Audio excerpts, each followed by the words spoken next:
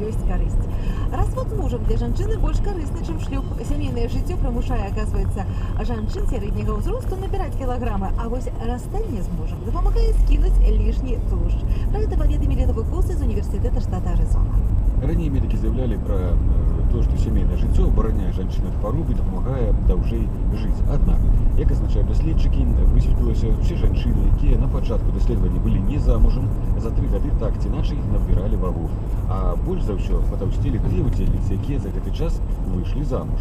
Но вось разведзеныя жанчыны, у сваю чаргу, сталі больш актыўнымі і скінулі вагу. Прычым яны худнелі не за дэпрэсію, а проста таму, што сталі менш есці і больш рухацца. То можна было і не разводзіцца, і то ж самае зрабіць. Не, пачакай. Тут ёсць вось першая аснова, першая прычына, ёсць вынік гэты, так што ёсць плюсы і ў Першая нас. прычына халадзільнік. Помню. Ну, давайте яшчэ пра адно даследаванне. Пачуццё ўдзячнасці і ўменне выказваць падзяку добрым